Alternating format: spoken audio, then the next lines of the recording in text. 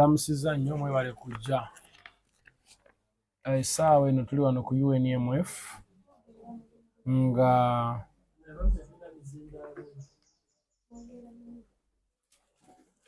tuli wano ku UNMF nga some of you mwatu reaching out. Sibwe kiri?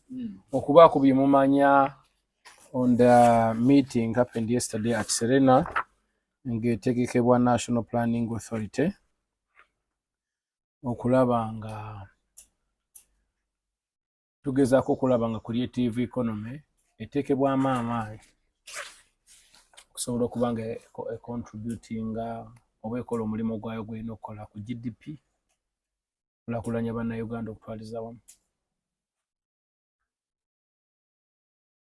Twalabye ekipapula nga kiraga Uganda Gazette abakimuga kitakyapa eggwanga kiraga nti etteeka lya Corporate and Neighboring Rights ligazettingiddwa simanyi. So it's about Gazette. Yes. Wonderful. Now, Council kentwala akakisa kano kwebaza Katonda n'okwebaza bannabitone bonna all creatives abasobola okuwulira omulanga gwaffe because twalaba nga waliwo challenge ng'abantu bayimba oba bacreating ati waabwe bangi nnyo, visual arts, performing arts, writing and whatever, even you, the interactive media. Bantu nga bakola emirimu gyabwe abamuzza wano mu creating content and all that naye ng'okufuna mu kutono. Abantu babeera vibrant nnyo nga bakyali bavubuka, but the more they grow older batandika okuba nga they are suffering, you know. So ne tulaba nga ffenna gye tulaga era ly'ekkubo lino ne tusalawo twekolemu omulimu ffenna tulabe tukoze tutya okulanga embeera eyo evaawo. Twagenda okukizuula nga naffe kennyini tetutaddeemu maanyi kimala naddala in terms of strategy nti how do we solve this problem. Bantu balwanidde copyright of a very very long time mubimanyi abamu beekalakaasa nako ne babakuba kuzika bangali abalala ne beesiba enjegere ne beeteeka mu maaso ga parliament and all this thing happened nga bakulu baffe bagezaako okulwanira copyright law. Balwanye nno for a very long time naye lwaki tusobodde okukiggusa this time around? It is because twamanya what could the problem be. Twali twabula engeri gye tuyinza okutuula ne tutegeeza abantu abatukulembera creative economy kikyetegeeza, tuyinza kukwatagana tutya okukulaakulanya eggwanga nga tuli wamu, n'okwongera okubategeeza creative economy omulimo gwekola kye contributing in terms of employment, you know, and okwongera ku misolo n'ebirala. Ne twongera okuba nga tubibataanya bulungi nnyo ne bajja nga babitegeera mpola mpola bwe tutyo bwe twasembera mpaka okutuuka ku pulezidenti ne tumunnyonnyola ye kennyini n'atwegambira nti bintu bino ebimu mbadde sikola ki sibimanyi kubanga ffe twajja wano nga tuvudde mu ntalo tufuna obuzibu bunene nnyo okusooka okutereeza byonna ebyali byonoonese kuba entalo zoonoona ebintu. N'agamba bazze bakwata ku bintu eby'enjawulo, agriculture bamuteekamu nnyo amaanyi n'obulunzi n'ebirala ebazze ne security kuba baamanya nti okulya obukuumi n'obusuubuzi ndowooza bazze bateekamu nnyo amaanyi awo. Naye nga wano creative ne mu sports oza bakakikwatako kati. Ninagamba mwebale kukinsembereza kumpi ne manya nti kyekyetaaga okuba nga kikolwako. However much nti bakyalina ebyokukola bingi nnyo olw'okuba twasalawo tunegotiatinge bunegotiatinzi nga tetumaze kuleekaana, tetumaze kuyumba nnyo, tetumaze kukola kyo tutambule mpola tusobole okukwatagana ne gavumenti bulungi, ekyo yakitusiimira. Naga nti tegwali mulimo naye kati nange maze okwetegereza okusinziira ku by'omunnyonnyodde ne reports ze nzija ngenda nfuna kati guno tukkirize nti nagwo mulimo era guyambira ddala bannayuganda okugenda mu maaso so n'atuyamba n'abeera part of the ate nadda eno ewaffe naye nga alwana okulaba nti processi zino zanguwako kuba yakitegeera bulungi, so tumwebaza olwekyo president. Then wano we tutuuse era ndowooza we are waiting okulaba nga tufuna the first hearing in the parliament very soon, kuba already kati tuli gazetted. Committee ya gender wekitiibwa Honorable Mao already yaja addressinze, kati tulinda just the first hearing, but we thank God for that big achievement okulaba nti kati tugenda mu bill 2025. Yes, thank you so much for the support also as media, kubanga mutubeereddewo guno omulanga tugukubidde wamu. By the way, you are beneficiaries also, kubanga ebintu byamwe bino content wamu ono gwe mucreating mugenda kumufunako obwannannyini obwenkomeredde, because it is stipulated very well in the copyright law, and will include not only music but all of us, as far as copyright law is concerned and intellectual property. Yeah. Okay, waliwo ensonga endala president gye twalabye mu meeting eyabaddewo nga minisita owa culture ayogera ku nsako oba ku ssente ezongeddwa mu ba creatives bonna eno ezitunukkiriza ku buwumbi 28. Ensonga eyo ensi yeetaaga okugiwulirako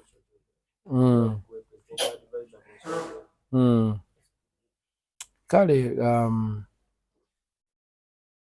bwe tutunula aba National Planning Authority nabo baatunula wamu ndowooza ne Minister of Finance ne Minister of Gender and Social Development ne institutions ez'enjawulo ezitambula naffe baakola badde bajjanga batuula nga naffe bwe tutuula okubanga tubongera okubawa ripooti, tubasaba okutu-includinga mu budget kubanga twetaaga support in terms of structuring the creative sector. You understand? Forming these associations and then forming federations, then tusobole okuba nga abantu bafuna mindset change in terms of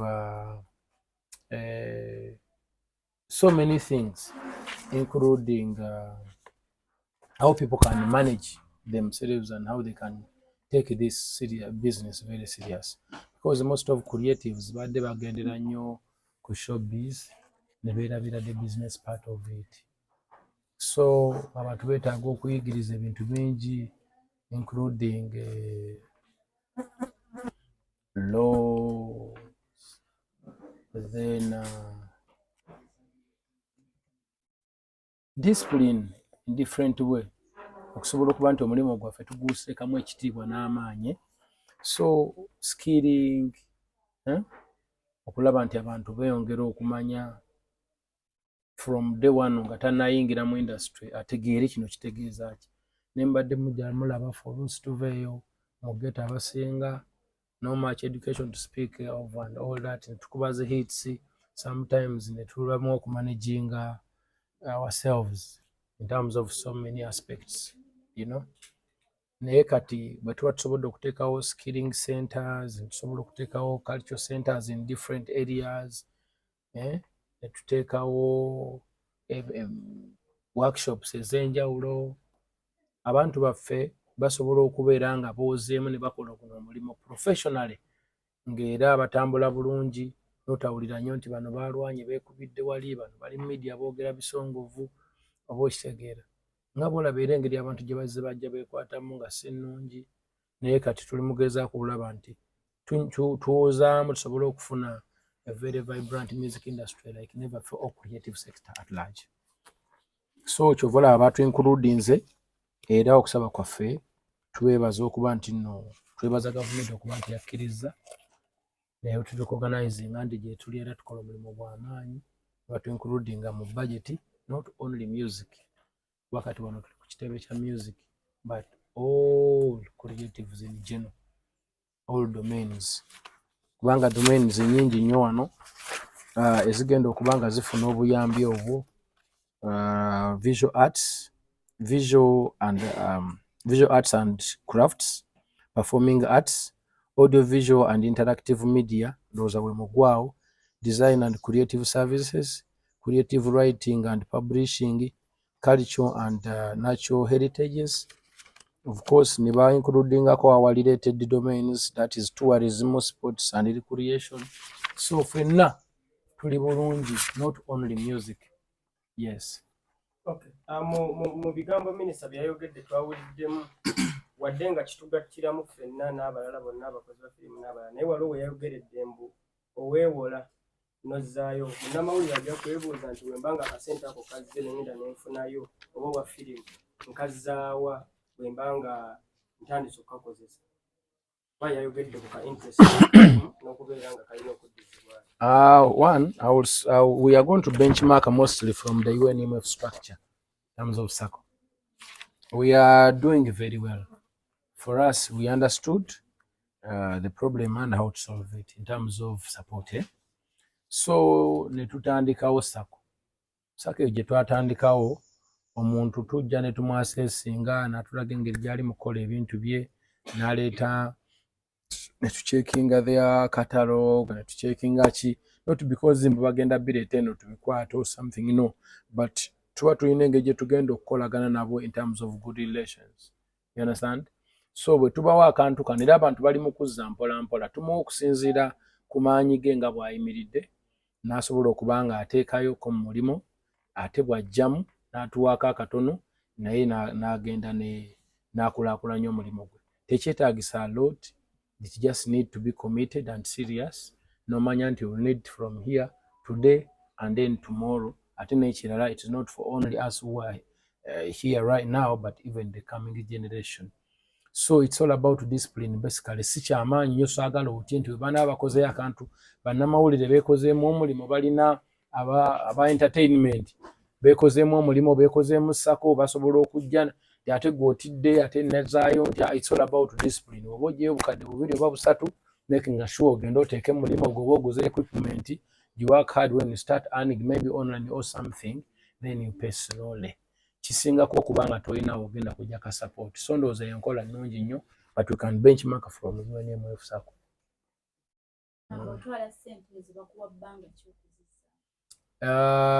Ebiseera ebisinga kisinziira. SACCO zino zirina amateeka agazigavaninga on general perspective, naye ate mbaamu ne laws, ndowooza bylaws ezikolebwa learning policies. It depends, but on the UNMF, at least 2 years. President, wabadde otugambye nti mugenda kumufuna first hearing nga muli basanyufu lwekyo. Bwe n'abatudde bagenda kunvolovingamu abayimbi ababitegeerako oba bajja kusalawo nga bwe ebiseera ebisinga bwe baba bagenda ababaka abo tukimanyi bulungi nnyo nti ebiseera ebisinga babalonda ne babateeka mu committees ez'enjawulo. So tulina abo abakwatibwako n'olwekyo. Ate n'ekyokubiri ne ba ministers plus okuva mu docket ya Honorable Mao, nabo babaawo, people from the Office of the Attorney General, Minister of Gender and Social Development, then ICT, where bonna bonna kibakwatako era bakafulumba bamanyi. Then for us we can be there in stands to cheer. Yeah. Any question? President advisor bamusizza senior okwongerako akasimu. Ekibuuzo kyange kiri nti nno NP oluvannyuma lw'okuvaayo ne mulowoozebwako wa creative sector nga president advisor bungi ki obwa ssente creative sector zebadde ewa oba gavumenti zebadde ezijjamu omwaka, era kibadde kibakosa kiti ebbanga lyonna limuze nga temuteekebwa mu gavumenti budget, era kigenda bongerako kiti since omuli babataddemu gavumenti egenda kufunamu ekyo okufunamu okusinga ku ebyo byebadde bifunamu. One, government egenda kufunamu nnyo, that's why they are organizing us. Bajja kufunamu after being structured very well. It means nti tugenda kuba already balese ka support bakataddemu. Bwe bamala okuteekamu ka support tugenda kuddayo mu production oshegede kitegeeza tugenda kwongera ku numbers eyebiyiiye ebibadde bifuluma ka tugenda kufulumya bingi market egenda kubeeramu works nyingi nnyo oba okitegeera ekyo kitegeeza nti kigenda kwongera omulimu gutumbula waggulu n'omusolo gwennyini gugenda kuvaako mungi and all that. So it is better than obutateekamu kubanga already kati bamaze oteekamu tugenda kuddamu production buli muntu atandika okukola emirimu gye already batuwadde ne ka support ako kowulira akagenda ogenda mu sako skilling mindset changes and order mindset change and all that. Kitegeeza nti wano eno boost gye bataddewo ekulagirawo kyekigenda okwapeninga next. Emirimu gigenda kweyongera mingi abagenda okuweebwa emirimu bagenda kubeera bangi buli kimu kigenda kweyongera buli abantu beeyongera okubanga bafuna emirimu bangi works z'abantu ne zeeyongera mu market nyingi kitegeeza omusolo gugenda kuvaako nga mungi abantu bagenda kufuna akasente nga kangi nabo bennyini n'enkulaakulana z'abantu zigenda kweyongera.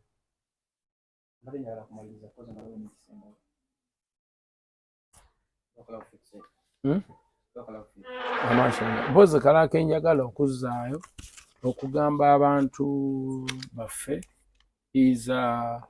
beebale kutubeereramu ne batuwagira because bw'otunuulira emirimu gino gyasooka kubeera politicized bo nga bagamba ataabuuba nga babi propaganda mungi naye abantu baffe batubeereddewo bannayuganda ne batudda emabega ne batuwagira kuba nze bantu bangi abansanga naye waffe mu kyalo nina kugamba Eddy omulimu gw'oli mu kukola tugulaba mulungi nnyo weebale genda maaso banno bakunge musobole okulaba nga mukola ki muze ekitiibwa ky'omulimu gwammwe waggulu. So I thank you all the people of Uganda then nebaza n'abayimbi bonna abatwegattako ne tutambulira wamu ne propaganda n'abamungi ne batabira shaken then n'abo basobola okubeerayo eyo nga batusabira naye nga bali naffe.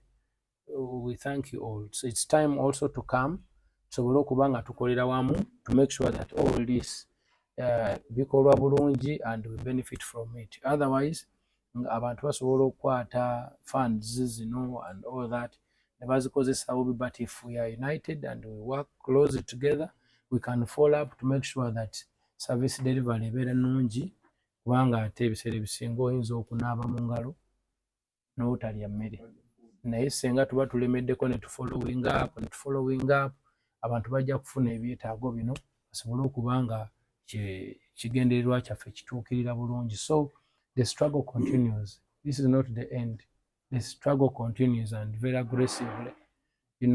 Ekyokubiri waliwo concern ennaku zino etukutteko ffe ng'aba UNMF and I think n'aba stage play nabo balina bazze bantuukirira. Now this time around as a senior presidential advisor on the creative on the issue of that stage play the permit for and yes it is budget stage play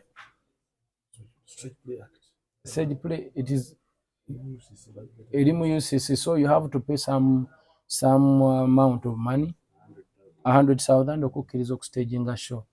That wouldn't be the problem eyokusasula license, but problem wetugifunidde nti abantu babadde beeyinga nnyo okubawa license eyo taking so long so nga ate abantu bagenda okutegeka shows okubookinga venue kiba kizibu okugifuna venue si kyangu ate bamala okuwa venue time eba ekola ki ebidduka, so people have to run go start booking venues and all that. Naye wano bateekamu license eyo it takes a period of bantu bangamba naawo waliwo abamala ne 2 weeks tandaba kufuna response. Kintu ekyo ndowooza kikyamu kyetaaga kibe nga bikikwatako mwenna kyetaaga kibe nga kiba kiriviewinga bulungi nnyo tusobole okulaba nga tugenda mu maaso, otherwise abantu baffe abamu si basanyufu naffe kennyini tugenda kwongera okukitegeeza kubanga complaints ezo zazze since yesterday. Nafunye complaints okuva mu ba creatives ab'enjawulo. I'm going to follow up, but so far a brief akatono ke badde bampaddeko about that. We need to come and solve that problem of delay.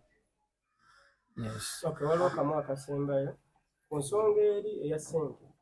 Omulundi guli omwafuna ssente $1.5 billion something like that mu federation oba mu bayimbi waliwo abayimbi abafuna ku ssente ezo ate ne baddayo ne batandika okubakuba oba okulwanagana ne federation. Tusuubire nti ku mulundi guno zino ezigenda okubaweebwa oba zigenda oteekebwa mu creative sector nabo mugenda bagabirako bakkirizibwa okujja ne beewola oba akakunta kagenda basiima. No, this thing is for creatives. Gwobeera kati kijja kusinziira katwogere ku music generally. Abayimbi ebiseera ebimu abamu babuzaabuzibwa babeera misled because of the bantu abamu bakyesinga cloud. Bantu abamu tebamanyi bacamuka wawulira enduulu wakola ki wagenda. Abantu abamu bakola ebintu olw'obutamanya tosobola kubajajinga olwa action bw'abantu abatonotono oba okitegere. So you just keep your heart open nomanya nti this is about change. It's about solving a problem. It's not about the few individuals abalabira ebintu okumpi. So for us, we are our hearts are open for each and everyone. Omuntu yenna ye bw'aba ategedde ekituufu akkirizibwa okujja n'afuna obuyambi kubanga that's why we are here.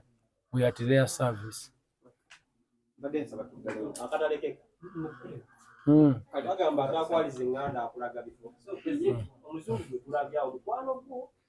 Where are they? I can introduce you to them. Bana basajja bayimbi. Where are they? Where are those guys? Please.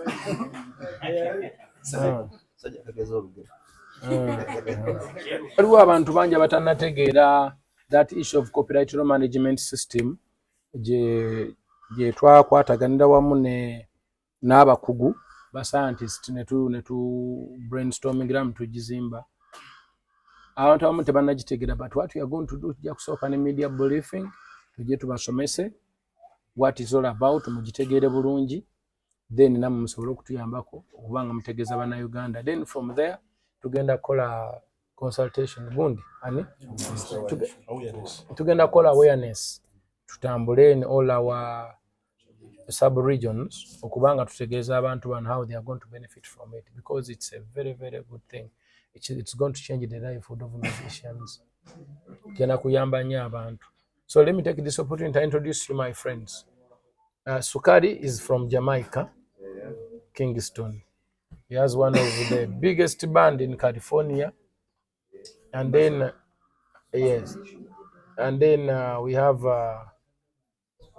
Chess Bell. Chess is also a musician, producer, songwriter from also LA, California. I met these guys long time ago during my tours when I was in the US. On my tours, we met with Chess Bell, and Chess Bell introduced me to Scully now. And then we have a song. They came for a video shoot that we shot a few days ago with our friend Kwakese from Ghana. He left the other day, went back, had many programs back home. But the video shoot went well. And yes, now these guys are going back. You're going back today? You go today, and then this one is still around. It's still here for another week. He's singing around and also connecting with other musicians to do as many collabs as possible.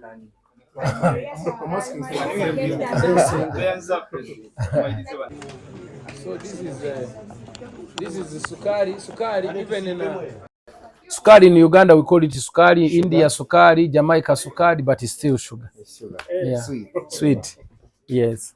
Every time. And then Chess Bell. You guys want to say something? Chasse. That's what they call him. Hey, Mr. Chasse Bell. Yeah. Well, I'm happy to be here. Thank you for having me at the Uganda National Musicians Federation. Congratulations on everything that you've already accomplished. Because it's really important, as Eddy knows, to bring people together with the same vision and the same intention. And you have a real opportunity to bring Ugandan culture and music and culture, as we know, is like this, to the next level in the international stage. Obviously, you have the big Grammy guy here. and we're both international artists, so that's why we're here to release and do a music video for Twist. Yep. So I'm excited to play this little a cappella version of Twist with you guys.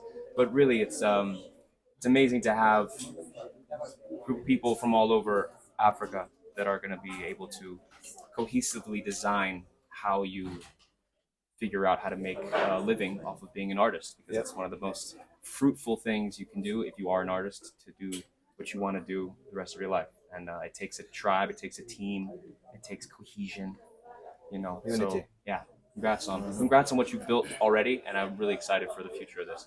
Come on. UNMF. For me, I'm from Jamaica, you know, and this is very important to see kind of unity. You know, Jamaica is very united. The musicians, right? Artists, musicians, everybody, we're tight. We don't beef, we don't, you know, musical beef, but, you know, nothing crazy. So it's good to see this type of unity and, you know, lots of other musicians across Uganda coming together to join something together. So that's a big deal. So we say twist, twist, for so many reasons, dance to this, no matter what. Twist, twist, for so many reasons, dance to this, that's stress free. Girl, you're so smooth. I'm loving what you do. Finding my groove, dancing next to you. You got me stress free. I'm doing what I want effortlessly. Girls around here getting friendly. Show me how to dance. Yes, please. Oh, yeah, twist, twist. For so many reasons, dance to this, no matter what. Twist, twist. For so many reasons, dance to this, and stress free. Lagajin, ayabas, pololo, ayabas, lagajin, ayabas, Rock your hips as you look nice. Your body looks so fit. Gonna take around the world like your waistline a spin. You twist so smooth like one touch from your skin. I could dance with you all day in a house or up in a party. Come on! Energy. I'm in on the vibe for Twist, for so many reasons, dance to this, no matter what. Twist, twist. For so many reasons, dance to this, stay stress free. Twist, twist. For so many reasons, dance to this, no matter what. Twist, twist. For so many reasons, dance to this, stay stress free.